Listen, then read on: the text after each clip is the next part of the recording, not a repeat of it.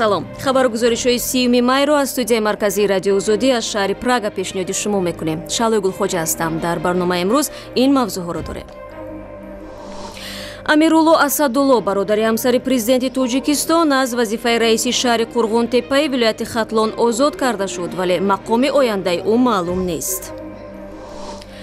сарфи назар аз талошҳои мақомот, нархи баъзе маводи ғизоӣ дар бозорҳои Душанбе болотар аз дастрасии муштариён мебошанд. 1 кило гӯшт то 38 то 40 сомона ҳаст. 30 сум боша мо мисол бихарем. Гӯшта намебинем ба чашмон чи охи. Рост мегӯм ба худо на. ва дар шаҳри Кӯлоб манзили рӯҳонии шинохта Мулло Ҳайдар Шарифзода ба коми оташ рафт. имрӯз Абдуалим Исмоилзода, собиқ раҳбари ноҳияи шаҳри Туз, ба вазифаи раиси шаҳри Қурғунтепа таъин гардид. ӯ дар ин мақом Амируллои Асадулло, яке аз бародарони ҳамсари раиси ҷумҳурии Тоҷикистонро еваз кард, ки моҳи феврали соли 2014 ба ин вазифа омада буд. То кунун маълум нест, ки Амируллои Асадулло ба кадом вазифа таъин мешавад. ӯ дар гузашта раиси ноҳияи Ҷалолиддини Балхӣ буд ва раҳбарии корпораtsияи тиҷории Рушди Хатлон, яке аз ширкатҳои бузурги фаъол дар майдони тиҷорати ҷануби Тоҷикистонро ба дӯш дошт. ҳамасола дар моҳи Рамазон нархи хӯрокворӣ дар бозорҳои Тоҷикистон боло меравад. имсол масъулони ҳукумати шаҳри Душанбе ҳанӯз қабл аз шурӯи моҳи Рамазон ба савдогарон мулоқот карданд ва супориш доданд, ки ба таври сунъӣ қимати маҳсулотро боло набаранд. вале таври ҳамкорони мо мегӯянд, зоҳиран талошҳои мақомот натиҷа надод ва ҷаҳиши нархҳо дар бозор мушоҳида мешавад. Шодмони Ятим ба чанд бозор рафт ва бо нарху наво ошно шуд. با وجود اعلان تدابیر سختگیرانه شهرداری در مورد تنظیم نرخ‌های مواد مورد نیاز در ماه رمضان، نرخ مواد غذایی و محصولات کشاورزی در بازارهای شهر دوشنبه همچنان بلند باقی مانده است. ما دوام 2 روز بازارهای شهر دوشنبه را نظارت کردیم و مشاهده شد که همان خریداران با طبع خیره از بازار بیرون می‌شوند. ما تنها بازار شاه منصور و سخاوت پایتخت را به نوار گرفتیم و در مقایسه تقریبا نرخ در همه بازارهای چکنه یک خیله است. مشتریان بازار شاه منصور میگویند که قیمت محصولات ضروری نظیر گوشت، کارتوشکا، میوه، سبزی و قلنفور بلغاری نه تنها پایین نرفته است بلکه گران شده است. هرچند هنگام ثبت ما نرخ 1 کیلو کارتوشکا تا 4 سومانی نوشته شده بود، خریداران میگویند با آنها 5 سومانی فروختند. این اما چیز قیمت است. پمیدور 7 سومون، اینا پمیدور 7 سومون، کارتوشکا 5 سومون، 5 سومون، یا 2 کیلو کارتوشکا.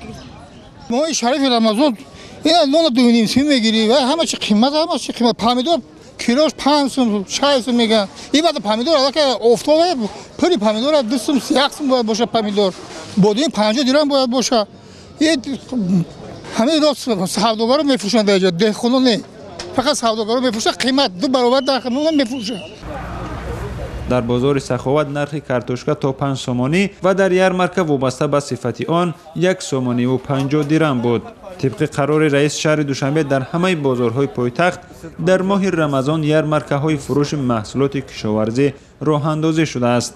برای خرید محصولات یارمارکا مردم نوبت می ایستادند. نرخ در یارمارکاها نسبت داخل بازار ارزان تر است، ولی مشتریان میگویند که نمایش و فروش محصولات کشاورزی عمدتاً صبح برگزار شده. ساکنانی که در مؤسسه های دولتی کار میکنند امکان خریداری محصولات را از این یارمارکاها ندارند. همچنین صفت این محصولات به مراتب از داخل بازار فرق میکند.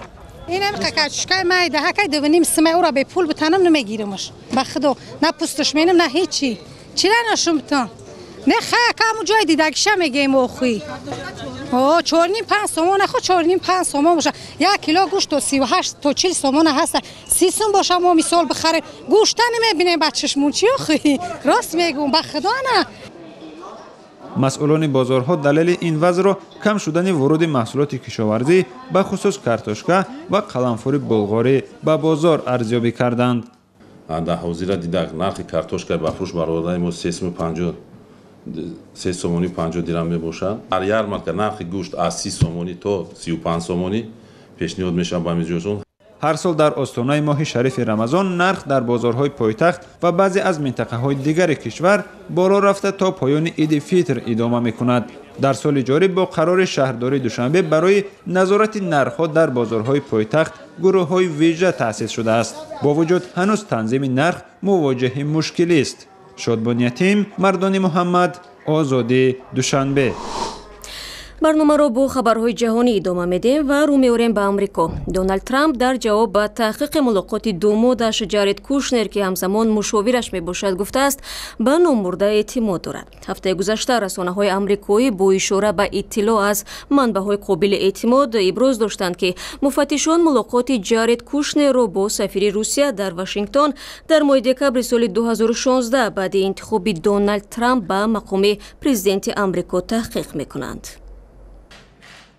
رئیس جمهوری آمریکا دونالد ترامپ گفت صرف نظر از خبرها درباره ملاقات دامادش با سفیر روسیه در آمریکا قبل از آغاز فعالیت رسمی پرزیدنت با جارد کوشنر که همزمان همچون مشاور او ایفای وظیفه می‌کند باوری کامل دارد. در اظهارات که نشریه نیویورک تایمز روز 28 می از آن اقتباس آورد، ترامپ گفته است که کوشنر برای کشور ما کارهای بزرگ را انجام می‌دهد.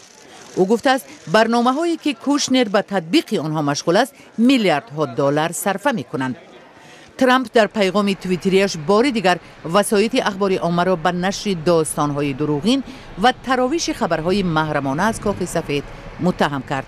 جنجال ملاقات کوشنر با سفیر روسیه در واشنگتن سرگئی کیسلیاک که ماه دکبر جریان گرفت اوایل هفته گذشته سر زد. به نوشته واشنگتن پست، داماد رئیس جمهور با کیسلیاک تأسیس راه‌های پنهانی رابطه در بین تیم دوره گزارش ترامپ با کرملین را بررسی کرد. مشاور امنیتی قصر سفید هربرت مکمستر میگوید تنظیم وسیله‌های محرمانه مخابرات در بین کشورها عملی مقرری است.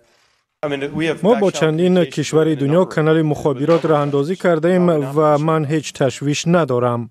اما در صحبت با تلویزیون استرالیا، سناتور جمهوری‌خواه جان مکین گفت که از این اقدام عصبانی است. من بعضاً عصبانی می شوم. با عقیده من پرزیدنت به گروهی امنیتیش اعتماد قوی دارد. با فکرم در اکثر حالتها او به مشورت آنها گوش می دهد. اگر پرسید که دائما من از این عملها عصبانی می شوم، نه.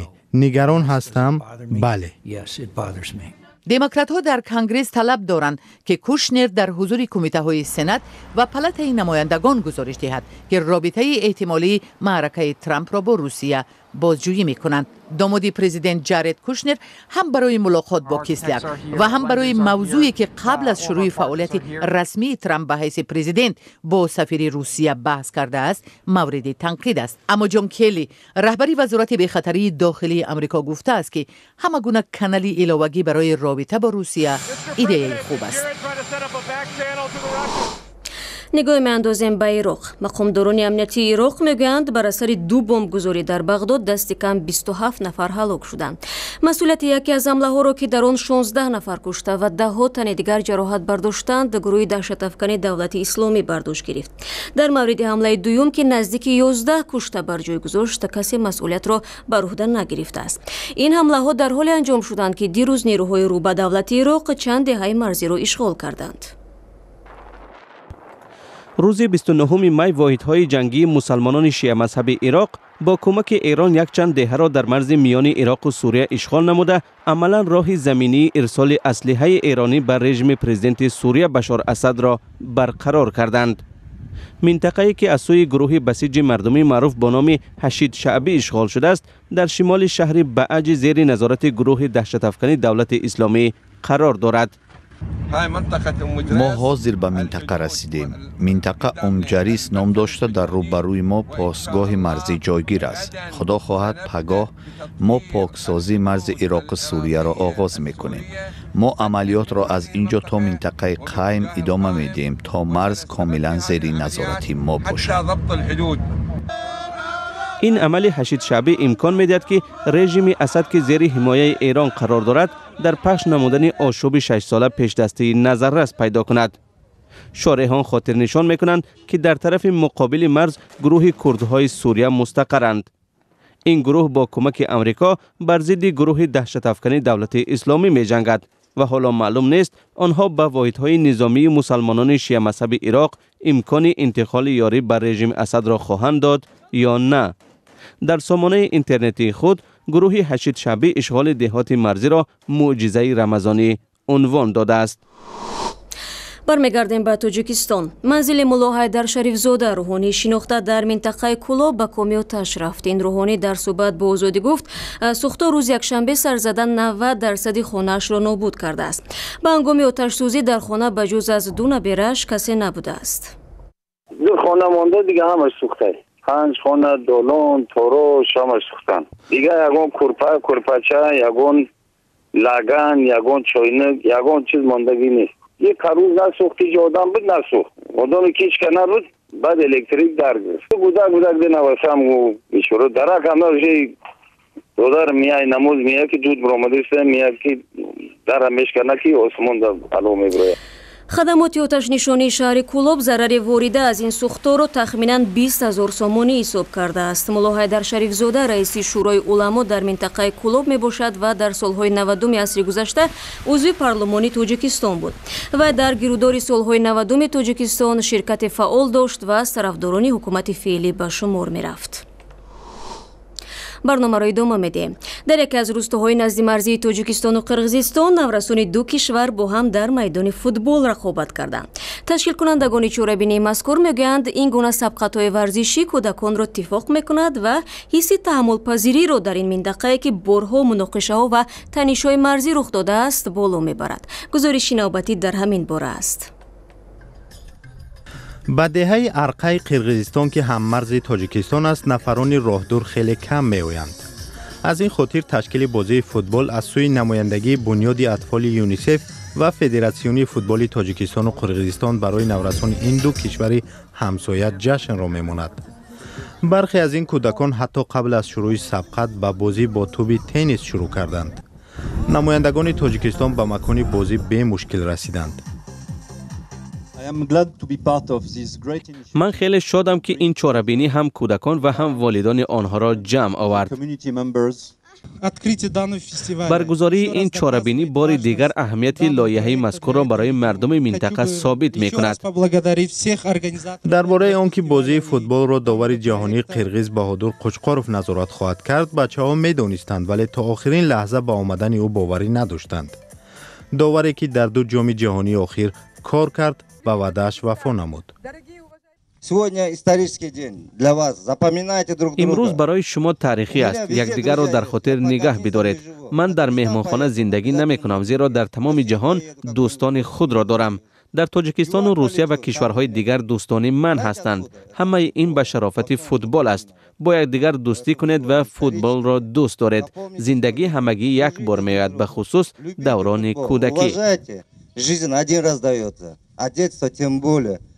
بعد از مشق بدن نورسان به سبقت آمادگی گرفتند. نخست پسران و بعدا دختران به میدان میبرایند. دسته های فوتبال بازان نورس را مخصوص به کشورها جدا نکردند تا این احساس برادری و دوستی در آنها بیدار شود. در مدت بازی توپ‌ها به دروازه‌های هر 2 دسته زده شدند ولی برخی از گل‌ها واقعاً زیبا بودند. نورسان قرغیز میگویند از این پیش نیز با همسالان تاجیکشان به میدان برآمدند. این بازی‌ها همیشه در فضای دوستی و خوشحالی صورت می‌گیرد. نه تنها فوتبال بلکه والیبال هم بازی میکنیم. ما به نزد آنها میرویم و آنها باشند به اینجا میآیند. بازی دختران از سوی مخلصان استقبال گرم یافت. دختران با هر واسطه کوشش میکردند که دروازه‌های خود را حمایت نمایند. گاه‌ها حتی قاعده بازی را ویران میکردند. هرچند در این بازی یکی از دسته‌ها غالب آمد ولی در مجموع دوستی پیروز شد. در پایان بازی برای فوتبال بازان تحفه‌ها تقدیم شد و احتمالاً این روز برای همیشه در خاطر آنها نقش بندد.